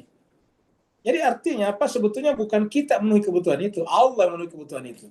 Nah sekarang, kalau kebutuhan fisik kita, kebutuhan biologis kita, kebutuhan materi kita saja tidak mampu kita penuhi, apalagi kebutuhan batin kita. Maka adalah menjadi kontradiktif apabila manusia menerima adanya nelayan, menerima adanya petani, menerima adanya pedagang, tapi tidak menerima adanya supplier rohani. Karena nelayan kan supplier ikan, kira-kira gitulah. Petani supplier sayur-sayuran. Nah sekarang harusnya ada supplier rohani juga bagi kita. Tentu supplier rohani itu adalah orang yang kerja. Ya. Supplier ikan ya kerjanya di laut. Supplier tanam-tanaman kerjanya di kebun. Nah, supplier rohani kerjanya berada pada alam rohani. Dan ini adalah manusia suci. Maka wa man lastum lahu birazqin. Kita lihat surat Al-Araf, surat 7 ayat 10. Allah berfirman, "Walaqad makkannakum fil ardi." Sungguh kami memberikan tempat kalian di muka bumi, wa ja'alna, dan kami jadikan lakum kepada kalian fiha, di muka bumi itu ma'aisyah, jalan-jalan kehidupan. Tetapi apa kata Allah? Qalilan ma tashkurun. Sedikit sekali yang bersyukur. Artinya apa? Yang disebut bersyukur itu adalah orang yang menikmati kehidupan di alam materi, alam dunia, dengan membawanya memenuhi kebutuhan rohaninya. Kalau dia makan minum setiap hari, tapi tidak memberi makan minum rohaninya, dianggap tidak bersyukur. Jadi yang dianggap bersyukur itu adalah apabila dia makan dan minum setiap hari untuk tubuhnya, tetapi tidak makan dan minum setiap hari untuk jiwanya. Ya, maka dianggap tidak bersyukur. Karena artinya apa? Tidak bisa membaca bahwa apa yang ada di luar tubuhnya itu dalam rangka mempertahankan kehidupan rohaninya. Ingat, yang menyebabkan tubuh ini ada agar kehidupan rohani kita tetap ada juga. Makanya kalau tubuh ada, tapi kehidupan rohani tidak ada, nilainya manusia menjadi tidak ada. Mohon maaf, kita ambil contoh misalnya orang gila. Orang gila itu adalah orang yang tubuhnya masih ada, bahkan kuat. Kita ini kalau kena angin banyak, biasanya kita masuk angin. Orang gila setiap hari kan di jalan, tidak pakai baju. Makannya dari sampah-sampah, tapi dia sehat. Dia sehat. Tetapi apa yang menyebabkan mereka tidak bernilai di mata masyarakat? Alam rohaninya sudah tidak ada. Ya. Alam rohaninya sudah tidak ada. Nah, jadi sebetulnya jemaah sekalian berbahagia, pada tingkat tertentu, kalau alam rohani kita tidak perhatikan, dan alam tubuh kita perhatikan, sebetulnya dalam tingkat tertentu kita sudah masuk dalam kategori orang gila sebetulnya. Kita sudah gila. Maka oleh sebab itulah Allah mengatakan qalilan ma tashkurun. Hanya sedikit saja yang bersyukur. Surat Al-Ankabut ayat 60. Surat 29 ayat 60 Allah berfirman, wa ka'ayyin min dabatin. Betapa banyak daripada dabba. Dabba itu adalah makhluk-makhluk di muka bumi. Secara umum manusia juga masuk kategori dabbah. La tahmilu rizqaha. Mereka itu tidak memikul rezekinya sendiri. Di banyak makhluk di muka bumi ini yang tidak bisa mengambil rezekinya. Maksudnya tidak bisa mengambil makanannya sendiri, tapi diambilkan oleh pihak lain. Allahu yarzuquha wa iyyakum. Allah memberikan rezeki kepada mereka, wa iyyakum, dan kepada kalian. Wa huwas samiul alim. Dan dia Allah Maha mendengar lagi Maha mengetahui. Apa artinya Bapak Ibu sekalian? Kalau kita tidak mengambil rezeki rohani dari Allah, berarti kita lebih rendah daripada dabbah, hewan melata. Makanya di dalam Al-Quran, Bapak bisa buka di dalam surat Al-Anfal ayat 22, itu ada kata dabbah, walaupun bentuk jamaknya dawab. Di situ dikatakan, inna syarrad dawabi indallah as-summul bukmul ladina la yaqilun. Sesungguhnya seburuk melata ad-dawab indallah si Allah adalah as-sum. Sumun itu adalah orang yang tidak mau mendengar. Jadi orang yang tidak mau mendengar itu sumun. Tidak mau mendapatkan masukan. Kemudian al-bukam, tidak mau bertanya, tidak mau berdiskusi, tidak mau belajar. Siapakah mereka itu? Alladzina la yaqilun, orang yang tidak menggunakan akalnya. Jadi manusia pada tahap tertentu disebut sebagai seburuk-buruk ad-dawab. Dan di sini dikatakan wa ka'ayyin min dabbatin la tahmilu rizqaha Allahu yarzuquha wa iyyakum. Wa huwas samiul alim, dan dia Allah Maha mendengar lagi Maha mengetahui. Jadi saya kira jemaah sekalian berbahagia, ini ayatnya jelas sekali. Ya. Di tempat lain dikatakan kal an'am ulaika kal an'am bal hum adall. Mereka seperti hewan ternak, bakal lebih sesat lagi. Sebelum kita tutup, mari kita lihat dua hadis berikut ini.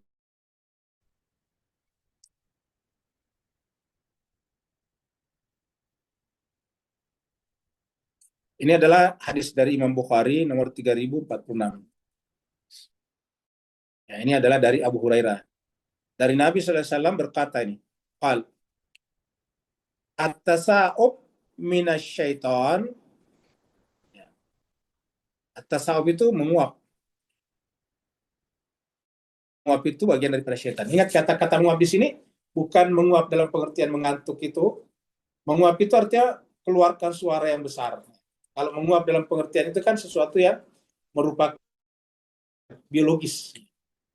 Masa sesuatu yang biologis dari setan? Kan mungkin. Ya, nah di sini kita yang menjelaskan tentang adab di sini. Jadi tanda ikut setan atau tidak itu beradab. Makanya tadi dikatakan masuk tidak melalui pintu itu kan dianggap tidak beradab. Dan karena tidak beradab dianggap bagian dari setan. Ya. Kan tadi pembahasannya seperti itu. Ya. Dia diikuti oleh setan. Nah, at-tasa'ub menguap itu minasyaiton adalah perbuatan apa dari syaitan. Fa idza tasa'aba ahadukum, apabila salah seorang di antara kalian tasa'ab atau kabar menguap, falyarud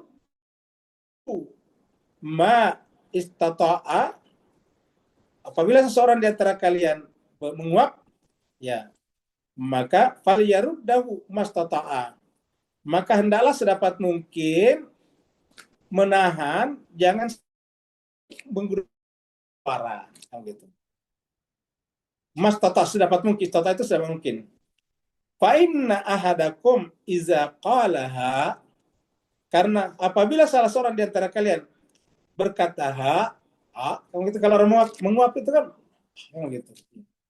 Apabila kalau salah seorang di antara kalian menguap menggunakan kata maka dahika syaitan, maka syaitan tertawa. Nah, jadi intinya di sini dalam menguap pun ada adabnya, luar biasa.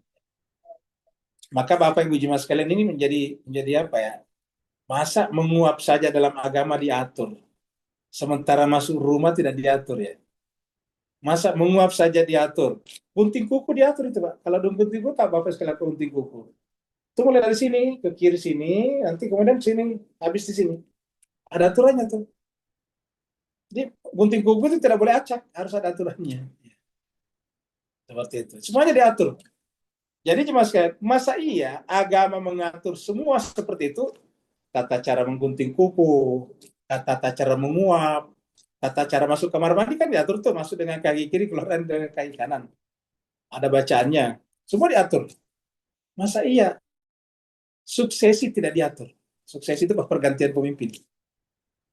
Kan bagaimana ceritanya? Kok yang kecil-kecil begini diatur? Tapi menyangkut masalah suksesi tidak diatur. Sementara kita menganggap Islam itu sempurna. Kalau ada yang tidak diatur, berarti tidak sempurna. Salah satu tanda sempurna, semuanya diatur. Itulah sebabnya di dalam Islam, dalam Al-Quran, setelah suksesi selesai, Nabi telah menunjuk siapa penggantinya, turunlah ayat al-yauma akmaltu lakum dinakum. Jadi baru agama disebut dengan akmal. Ya. Agama disebut dengan sempurna. Al-yauma akmaltu lakum dinakum wa atmamtu alaikum nikmati.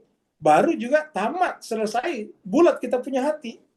Ya. Atmamtu alaikum nikmati. Waraditu lakumul Islam madinah. Baru Allah mengatakan, baru aku reda dengan Islammu. Jadi Islam yang Allah ridhoi adalah Islam yang mengatur segala-galanya secara sempurna. Kalau terbukti di sini, ini hadis Bukhari yang menjelaskan menguap saja diatur. Ini menguap atau menguap saja diatur, bayangkan Pak. Masa iya kepemimpinan tidak diatur? Ini kan lucu sekali Pak sekalian. Contohnya gini, adalah menjadi ironi besar kalau sebuah negara seperti Singapura mengatur segala-galanya, kan bersih di mana-mana teratur. Tapi kok tidak jelas siapa lagi yang jadi pemimpin berikutnya? Tidak ada mekanismenya, tidak ada konstitusinya. Pasti tidak mungkin, pasti kacau nantinya. Ya. Pasti akan terjadi perebutan kekuasaan. Ya. Pasti akan semuanya pengen menjadi pemimpin. Maka sebelum Singapura bersih seperti ini, waktu pertama kali dibuat dulu, dibikin dulu konstitusi mengatur siapa lagi yang menjadi pemimpin setelah ini, kan begitu. Pemimpin sekarang berapa lama waktunya, baru diganti pemimpin berikutnya. Pemimpin berikutnya bagaimana cara menggantinya. Seperti itu pasti ada semuanya. Semua negara. Baik itu monarki absolut, monarki konstitusional, ataupun republik seperti Indonesia. Semuanya pasti ada. Tak ada. Bahkan seperti Korea Utara pun, yang kita anggap Korea Utara kan tertutup. Korea Utara pun itu jelas suksesinya. Namanya republik, tetapi suksesinya selalu kepada anaknya, kan begitu. Jadi nanti kalau meninggal yang sekarang ini Kim Jong Un, pasti diganti sama anaknya lagi, karena itu konstitusi seperti itu. Kalau tidak, apa yang terjadi? Terjadi perebutan kekuasaan, terjadi pertumpahan darah.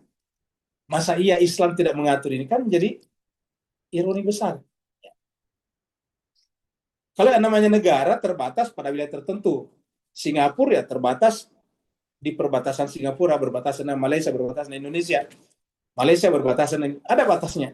Tapi yang namanya agama seluruh dunia, bayangkan.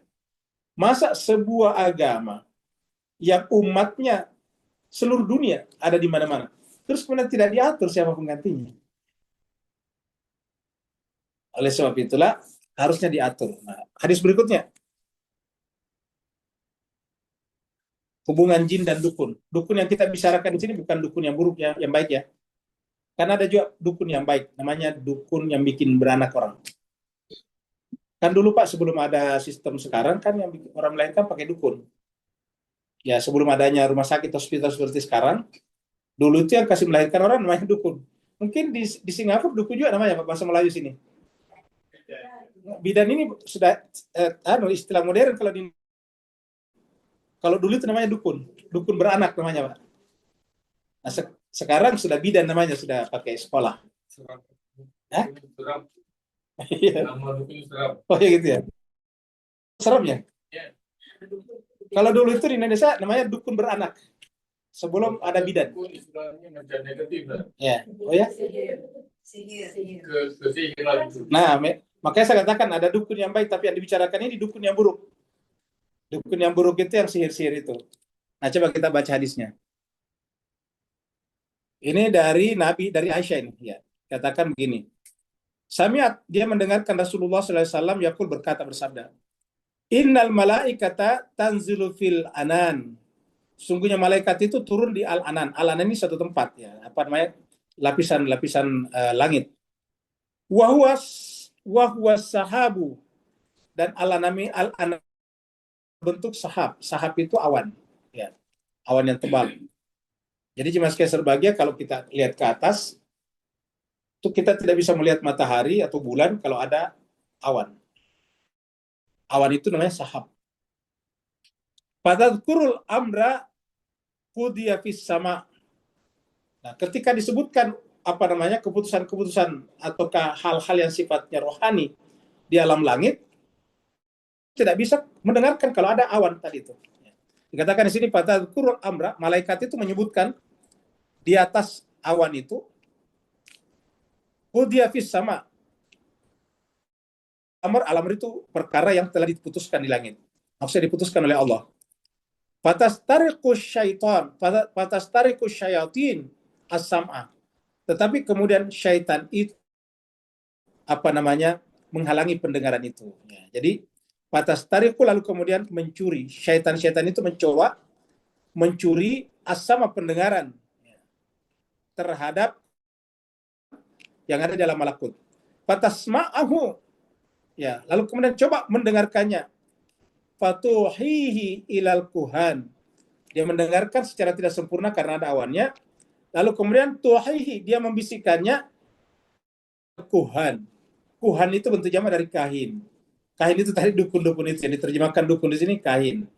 Bentuk jamaknya kuhan. Fayakzibuna ma'aha mi'atan. Lalu kemudian dia membuat ciptaan, buat cerita seakan-akan dia dengar dari langit, padahal tidak dengar dari langit. Mi'ata kazbah dengan 100 kedustaan. Min indi anfusim yang dibuat oleh diri mereka sendiri. Nah, kita mau menjelaskan apa yang dimaksud hadis Imam Bukhari di sini. Jadi jemaah sekalian, ada orang-orang yang berbicara tentang agama, tetapi sebetulnya yang disebut agama itu adalah 100 kedustaan. Karena tidak sejalan dengan apa yang ada di langit. Kenapa? Karena dia tidak bisa tembus ke atas. Dia ada awan dalam hatinya. Ada hijab. Ya, ada tirai di dalam hatinya. Sehingga dia hanya mendengarkan tadi di atas itu samar-samar namanya. Samar-samar itu artinya hanya tidak jelas. Nah, karena tidak jelas dia tafsirkan sendiri, dia bikin sendiri. Nah, inilah yang terjadi pada Bapak Ibu sekalian pada agama sekarang, sehingga agama sekarang terutama Islam kita ini menjadi berkelompok-kelompok. Tidak berdaya menghadapi setan besar tadinya dan setan kecil. Menjadi penonton saya terhadap pembunuhan saudara-saudaranya. Kita tahu jemaah sekalian berbahagia bahwa mazhab paling besar di dunia sekarang ini kalau bicara mazhab adalah mazhab Ahlus Sunnah wal Jamaah. 90% Islam di dunia adalah Ahlus Sunnah wal Jamaah. Ahlul Bait itu cuma sekitar 10% saja. Tetapi dan Palestina itu adalah benar-benar Ahlus Sunnah wal Jamaah. Tetapi saya sungguh sayang saudara-saudara kita di Ahlus Sunnah wal Jamaah seakan-akan hanya menjadi penonton pasif terhadap pembunuhan sesamanya Ahlus Sunnah wal Jamaah. Yang lucu lagi adalah yang mati-matian membelanya adalah saudaranya dari kalangan Ahlul Bait Nabi. Nah, inilah jemaah sekalian berbahagia. Nah, coba kita renungkan kenyataan ini dengan hadis ini. Kita harus merenungkan kenyataan ini dengan hadis-hadis seperti ini. Artinya, di dalam kehidupan kita ini boleh jadi tidak berbicara agama, tetapi tidak lebih daripada sekedar rabaan-rabaan pribadinya saya terhadap agama. Nah, bagaimana caranya agar kita memastikan bahwa itu adalah agama? Kita harusnya berjumpa dengan Al-Mizan tadi. Karena Al-Mizan itu juga tidak ada di tengah-tengah kita, ya kita kepada Al-Quran yang tertulis sekarang. Karena Al-Quran juga adalah Al-Mizan. Maka patokan pembicaraan kita terhadap agama harus sejalan dengan Al-Quran. Kalau tidak sejalan dengan Al-Quran, berarti rabaan-rabaan saja, perkiraan-perkiraan saja. Dia adalah forecast saja. Dia hanya perkiraan-perkiraan saja. Nah, kalau agama perkiraan ini fatal. Agama itu harus presisi, harus mauzun. Ingat tadi kata-katanya. Mauzun, harus bisa diukur. Harus bisa dipastikan. Kenapa? Karena akhirat bukanlah tempat untuk berspekulasi. Karena kita berspekulasi akhirat ini fatal, Pak. Nantilah kita di akhirat kita lihat. Ternyata di akhirat kita masuk neraka. Gimana ceritanya? Tak bisa kita kembali lagi ke dunia. Kalau di dunia kita spekulasi masih bisa. Kita dagang. Tidak perlu terlalu hebat perhitungannya. Dengan alasan kalau rugi nggak apa-apa, nanti ulangi lagi. Nggak apa-apa. Tapi kalau di akhirat, nanti masuk neraka baru kembali ke dunia kan tidak bisa. Oleh sebab itulah, berkaitan dengan akhirat harus mauzun. Harus tertimbang, terukur dengan baik. Mudah-mudahan ada manfaatnya kalau benar dari Allah SWT. Kalau ada kekurangan dan khilafannya, dari kekurangan dan khilafan Al-Fakir, mohon dimaafkan. Walafumikum, yang mau bertanya, dipersilakan. Waalaikumsalam warahmatullahi wabarakatuh. Silakan Pak Nur.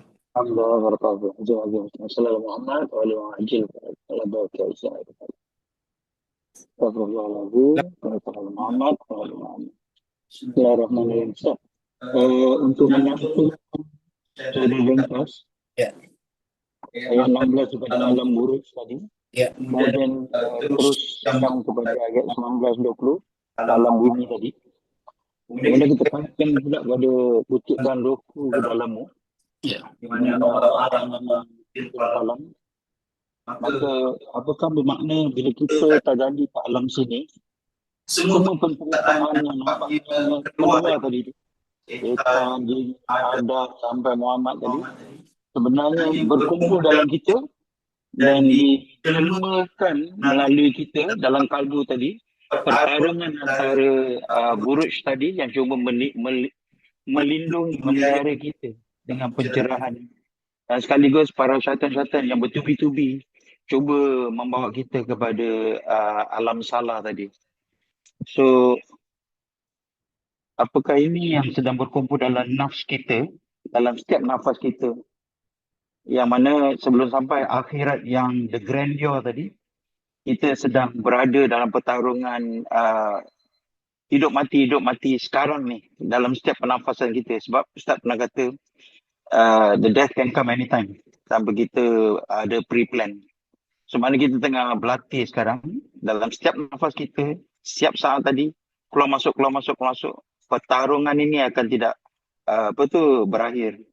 Dan buruj tadi adalah kontak-kontak Adam alaihissalam sampai kepada Muhammad sallallahu alaihi wasallam yang sedang membantu kita dalam bentuk penceritaan tadi. Yang kita boleh guna pakai ini sebagai pendinding kita. Dan kalau kita benar-benar menghayati ini, maka setiap nafas kita tadi akan buat kita, dalam ayat tadi bertambah bertasyakur bahawa Allah tidak pernah sekalipun, sesaat pun tidak berada dengan kita. Cuma kita tengah menghayalkan seolah-olah dia tak pernah ada kat kita. Lalu kita berdoa minta dia jauh-jauh. Beri pencerahan dan teguran Ustaz. Afwan. Barakallahu fiik.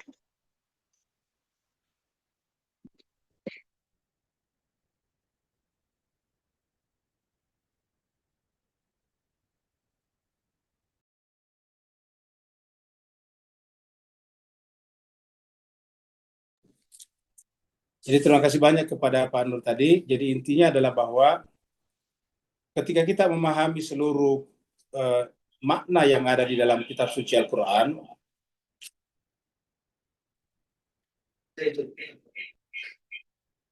jadi kalau kita sudah memahami semua apa yang ada dalam Al-Quran, maka semuanya hanya akan menjadi satu saja. Jadi kita akan melepaskan diri kita, alam semesta ini hakikatnya cuma satu. Jadi nanti bukan hanya the unity of God, tapi ada juga the unity of creature misalnya. Alam semesta ciptaan itu hakikatnya cuma satu. Berbeda-beda, ada pohon, ada macam-macam. Pohon juga bermacam-macam, tapi kan mewakili satu. Ada pohon, ada batu, ada kambing, ada sapi, ada bintang tadi, ada bulan, tapi semuanya itu mewakili satu, yaitu Allah. Ya, itu semuanya adalah caranya Allah memperlihatkan dirinya kepada kita.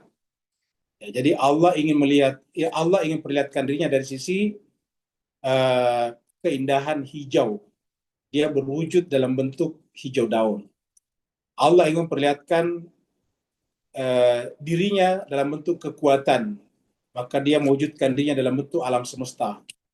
Allah ingin memperlihatkan dirinya dalam bentuk pengetahuan, maka dia mewujudkan dirinya dalam bentuk manusia yang pintar misalnya.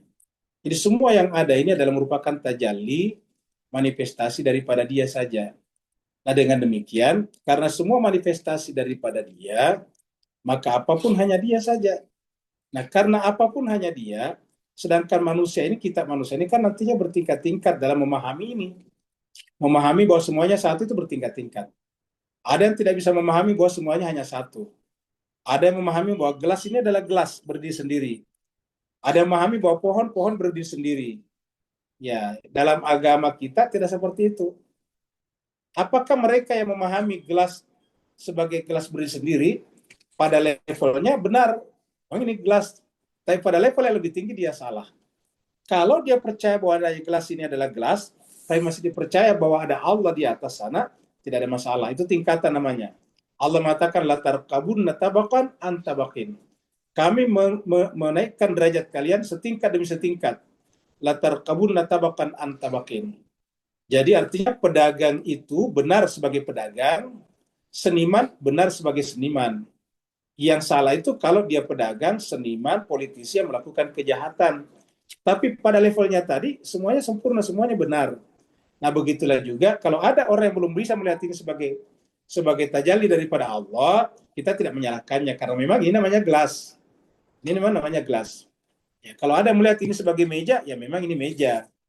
Kita belum bisa memahami kalau meja ini adalah caranya Allah memperlihatkan dirinya kepada kita sebagai fungsi.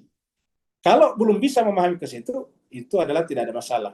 Yang salah ialah apabila orang itu berhenti menempuh perjalanan ke atas. Ibarat roket menempuh bergerak ke atas. Ibarat burung berhenti terbang. Ya. Ibarat Ibarat pesuluk berhenti menempuh perjalanan sampai. Nah, kita boleh jadi safar rohani, tapi berhenti suatu level tertentu, kita berhenti, itu salah. Jadi walaupun kita sudah sufi besar, tapi pada suatu level tertentu berhenti di situ salah. Jadi yang itu adalah berhenti. Karena agama itu tidak boleh berhenti. Agama ini harus terus-menerus. Ya. Dalam Al-Quran dikatakan, kita ini harus bergerak terus-menerus. Fa'idha fansab wa ila rabbika farghab. Ya. Apa itu artinya? Fa'idha faraghta fansab. Kalau sudah selesai satu level, satu tingkatan, segera naik ke tingkatan berikutnya. Fansab itu tidak lagi. Kalau kapan berhentinya? Ila rabbika farghab. Ya. Berhentinya kalau sampai kepada Tuhan. Dan karena Tuhan itu tak terbatas, maka perjalanan kita juga menjadi tak terbatas. Fa'idha fansab wa ila rabbika farghab. Ya. Atau di tempat lain dikatakan, yas'alunaka anis sa'ah. Mereka bertanya kepada tentang saat. Ila rabbika muntaha. Perjalanan kepada Tuhan sampai kapan? Ila rabbika muntahaha. Kita akan berhenti berjalan kalau sudah sampai kepada Tuhan. Ila rabbika muntaha. Kata-kata muntaha itu, puncak perjalanan itu adalah ketika kita sampai kepada Allah. Apa buktinya kita sampai kepada Allah atau sampai di puncak? Ketika tidak ada lagi yang ada kecuali Dia. Tidak ada lagi yang ada kecuali Dia saja. Hanya Allah saja. Demikian ayat-ayat yang kita baca tadinya ini adalah menjelaskan kepada kita betapa yang dikatakan tadi Pak Nur itu adalah menggerakkan kita kepada yang satu. Semua yang kita bicarakan tadi ini hanya caranya Allah untuk menarik perhatian kita menuju kepada Dia yang satu. Semua yang ada sekitar kita ini adalah, kalau cahaya namanya berkas cahaya saja. Ya, misalnya kita matikan lampu satu di sana, satu saya di sini. Maka semua terang yang ada di sini dengan berbagai macam ini, hakikatnya adalah cahaya itu. Misalnya kita melihat gording yang berwarna-warni, kita melihat pintu yang berwarna coklat misalnya. Sebetulnya kita lihat cahaya. Kelihatannya banyak, ada coklat, ada abu-abu, ada biru, ada hitam, ada macam-macam. Tetapi semua yang karena cahaya, mana buktinya? Begitu cahaya kita matikan, semua hilang. Coba deh kalau kita matikan semua cahaya. Apakah kita bisa membedakan ini? Tidak bisa. Jadi artinya apa? Kelihatannya banyak ini, tapi hakikatnya cuma satu, yaitu cahaya. Benar nggak Bapak Ibu sekalian? Ya. Tanpa cahaya semuanya menjadi tidak ada. Nah begitulah juga ada burung, ada sapi, ada kambing, ada langit, ada bintang, ada awan, ada matahari, macam-macam. Banyak sekali. Tapi hakikatnya cuma satu, Dia saja. Nah semua yang kita bicarakan tadi ini mengantarkan kita kepada yang satu. Supaya benar-benar tidak ada lagi yang ada kecuali Dia saja. Ada lagi yang lain? Itu siapa? Ada Ustaz di chatroom. Ada Ustaz. Ya silakan. Bismillahirrahmanirrahim. Tadi kita menyinggung tentang potongan ayat waqtul buyuta min abwabiha. Ayat ini menurut pemahaman pendek Al-Fakir juga sesuai dengan hadis Nabi kalau Rasul Shallallahu Alaihi Wasallam, "Ana madinatul ilmi wa aliyun babuha." sepertinya Ustadz bahwa hadis dan ayat ini adalah mengharuskan jika kita menginginkan ilmu Rasulullah, pendapat Rasulullah tentang agama, maka kau datangilah Ali sebagai persyaratan. Jika kau tidak mendatangi Ali, ditakutkan itu bukan adalah ilmu Rasul. Artinya sebuah kepastian bahwa kita harus mendatangi satu pintu itu. Tapi di ayat lain juga Ustaz, Bismillahirrahmanirrahim. Waladzina stajabu li rabbihim wa aqamus salah wa amruhum syura bainahum wa mimma razaqnahum yunfikun. Dalam ayat ini Ustaz, sepertinya juga mengaburkan dari ayat yang pertama Ustaz, karena kita juga diperintahkan untuk bermusyawarah Ustaz. Gimana Ustaz menyelaraskan antara kedua ayat ini? Satu yang pasti harus mendatangi ahli ya. Kedua juga kita disuruh bermusyawarah juga Ustaz. Ini Ustaz, terima kasih Ustaz sebelumnya. Baik, terima kasih banyak Pak sudah pertanyaannya.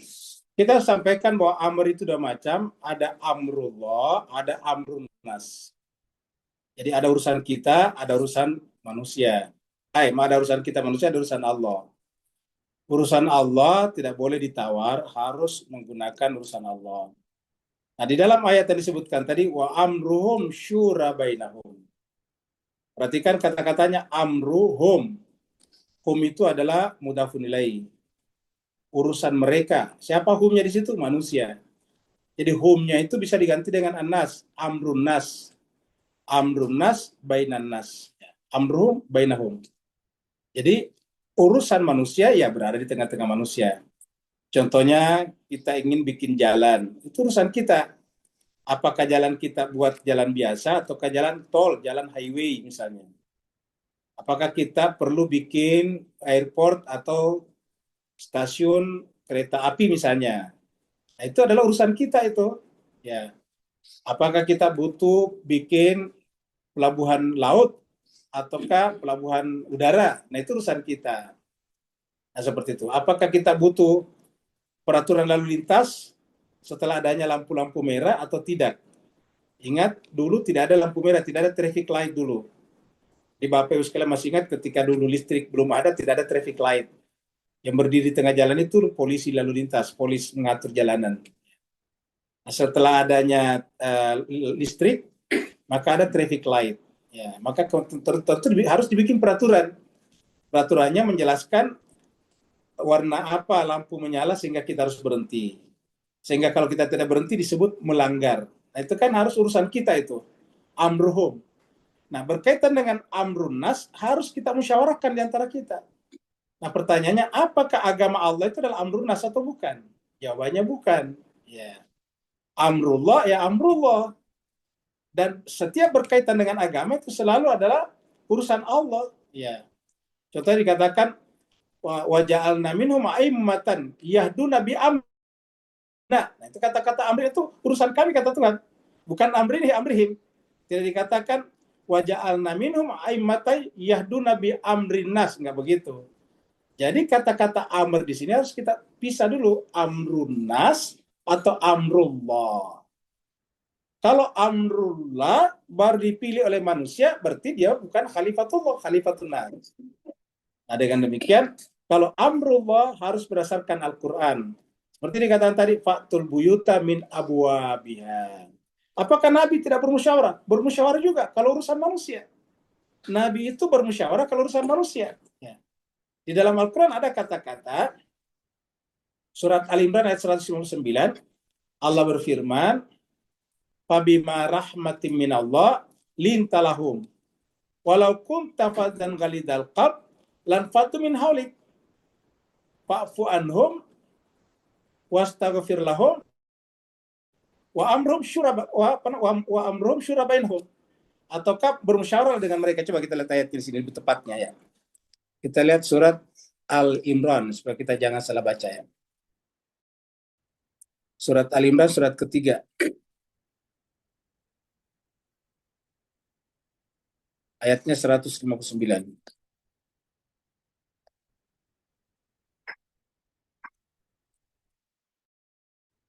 Fabima rahmatin minallah linta lahum, disebabkan karena rahmat dari Allah Muhammad, linta kamu bersikap lemah lembut lahum kepada mereka.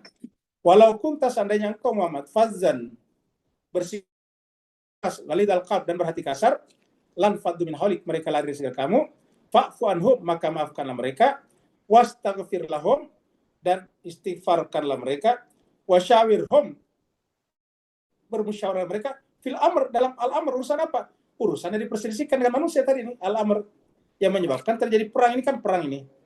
Jadi apa yang menyebabkan mereka memerangi Nabi? Kan ada sebabnya. Bermusyawarah dalam urusan itu. Makanya kalau antar negara berselisih harus dimusyawarahkan. Tidak boleh perang, sebetulnya harus begitu. Jadi kalau antar negara berselisih, jangan perang, karena merusak. Caranya bermusyawarah. Seperti itu. Wasyawirhum fil amri, bermusyawarahlah dengan mereka dalam urusan itu. Bukan fi amrillah, fil amri dalam urusan. Alif lamnya di sini adalah alif lam ma'rifah, karena kembali yang menyebabkan Nabi diperangi, ada urusan, ada perkara yang menyebabkan mereka memerangi Nabi. Maka Nabi Al-Quran mengatakan wasyawirhum fil amr. Nah, kalau sudah bermusyawarah, fa idza azamta, kalau sudah mengambil keputusan, Allah, tawakkallah kepada Allah, innallaha yuhibbul mutawakkilin. Jadi seperti itu. Jadi harus menentukan amrnya apa. Kalau amrnya Allah harus kembali kepada Allah. Sekarang kita lihat yang ada di chatroom ya. Chatroom. Oh, ini ternyata yang bertanya di depan saya ini. Wah, ini harusnya langsung aja ini. Ini ada di depan saya nih Pak Bos. Sekarang masa tanya lagi langsung ini dia orangnya nih. Iya. Nah, jadi jemaah sekalian, mari kita baca apa namanya, baca tanya Pak Burhan. Ya.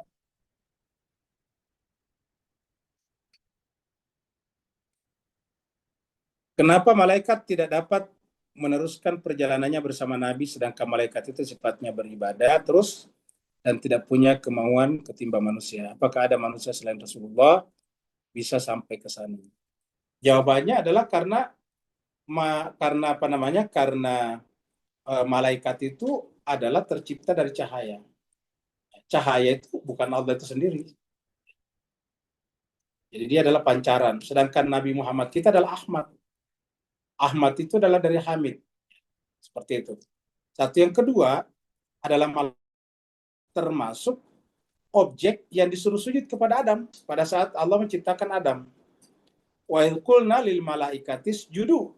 Kata-kata idh qulna lil malaikati artinya bahwa Allah menyampaikan kepada malaikat agar sujud kepada Adam. Wa idh qulna lil malaikati isjudu li Adama.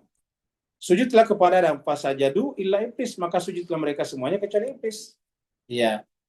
Pada saat Allah akan menjadikan di muka bumi khalifah, juga disampaikannya kepada malaikat. Wa idh qala rabbuka lil malaikati inni ja'ilun fil ardi khalifah. Jadi ini ja'ilun fil ardi khalifah. Jadi sampaikan kepada malaikat. Dengan demikian, di sini menunjukkan bahwa manusia ataukah khalifah, terutama Rasulullah, adalah lebih tinggi daripada seluruh malaikat. Kenapa? Karena manusia itu banyak dan bertingkat-tingkat. Yang paling tinggi tingkatannya adalah para nabi. Di antara 120.000 nabi, yang paling tinggi tingkatannya adalah nabi yang 25. Yang 25 nabi dan rasul itu lebih tinggi tingkatannya yang 5 orang, namanya ulul azmi.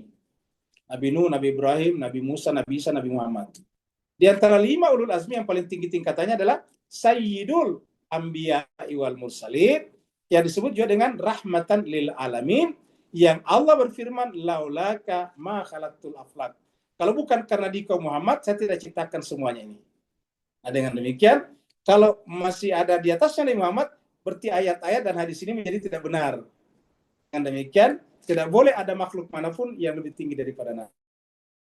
Bukankah dalam Al-Quran sama-sama Nabi, tapi Al-Quran mengatakan berbeda-beda. Tilkar rusulu faddalna ba'dahum ala ba'din. Rasul-rasul itu berbeda-beda tingkatannya. Tilkar rusulu faddalna ba'dahum ala ba'din.